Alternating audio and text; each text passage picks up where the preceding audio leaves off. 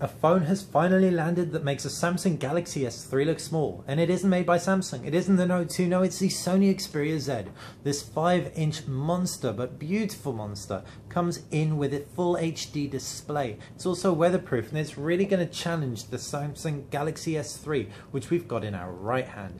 Here is a video comparison of the two, kicking off with design, and in terms of how they feel in the hand, the Samsung Galaxy S3 feels a little bit more comfortable because it's so curvaceous, but undeniably the winner of this round has to be, without a shadow of a doubt, the Sony Xperia Z. That glass front and back is beautiful. You've also got this really nice 9mm slenderness coupled with weatherproofing, so it's water resistant and dust resistant. One irksome quality about the phone is the fact that all the ports are under flaps. So on the left hand side of the Samsung Galaxy S3 you've got a volume rocker, on the left hand side of the Sony Xperia Z you've got a micro SD card slot, you've got a 3.5mm headphone jack at the top of both. On the right hand side is a power button on both. On the Xperia Z is also a volume rocker, as well as a micro SIM tray and a micro SD card slot. On the base of both devices, of the X3 is the micro USB port with nothing on the back of the Xperia Z. On the reverse of both devices, the cameras, 13 megapixel on the Xperia Z, 8 megapixel on the on the Samsung Galaxy S3. Flipping open the back cover on the Samsung Galaxy S3, you have a micro SIM card tray and a micro SD card slot, as well as a 2100 milliamp battery, which is gorgeous.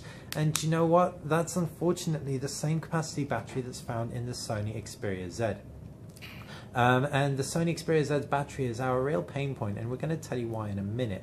But for now, we're just going to carry on talking about the design. Moving on to the display. 5 inches against 4.8 inches. There's not really all that much in the size. However, the resolution of the Sony Xperia Z is just astounding. Given the fact that the Samsung Galaxy S3 uses pentile technology, it's noticeably less sharp than the Xperia Z. And all in all, everything about the Xperia Z is just way more premium screen-wise, aside from maybe the depth of the blacks and the vibrancy of the colors. Although we're not going to lie, the Sony Mobile Bravia Engine 2 makes colors look absolutely beaming.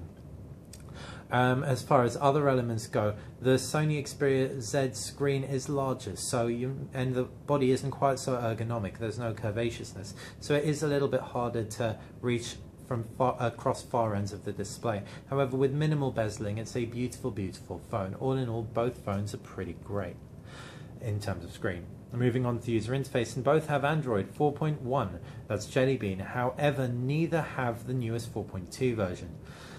Android 4.1 has been customized with TouchWiz on the Samsung Galaxy S3 and with Sony's own UI on the Xperia Z. Both have a variable number of home screens, both have custom widgets, and both are pretty heavy. The Sony Xperia Z is maybe a little bit more preferable in terms of user interface aesthetic. The Samsung Galaxy S3 certainly does look okay, but it functions extremely well. Both have pull-down notifications bars, quick settings up top, with the Samsung Galaxy S3's being more comprehensive, and both have apps trays that can be arranged in a number of ways.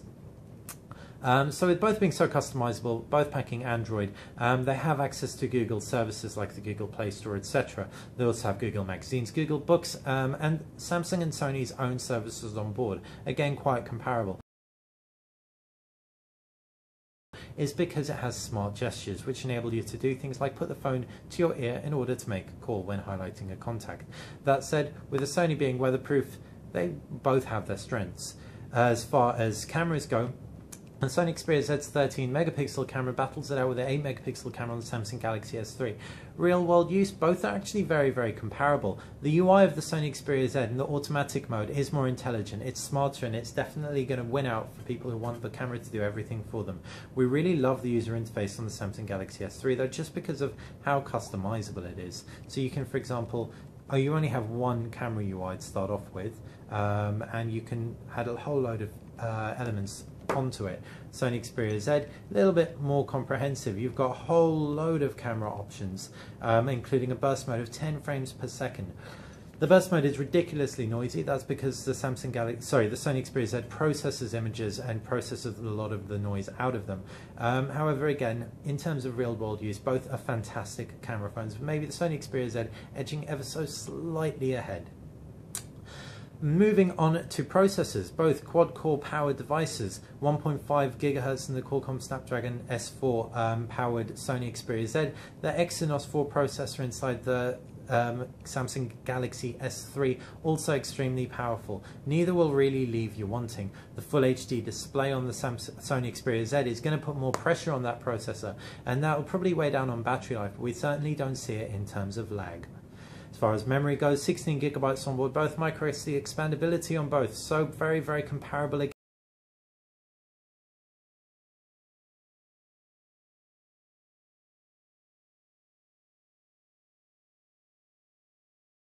There is a power saver mode called Sony Stamina Mode to help with this. However, unfortunately, it isn't quite enough to rival the Samsung Galaxy S3. The Sony Xperia Z does, however, ship with a beautiful dock, which enables you to charge it at your desk. So if you do work at a desk that you can have that port plugged into a wall, you can very, very comfortably last a full day. So it's been a quick comparison between the Samsung Galaxy S3 and the Sony Xperia Z. If you have questions, please feel free to fire them in the comment section below. If you enjoyed this video, subscribe to the channel. I've been Basil, this has been Know Your Mobile. Have a great day.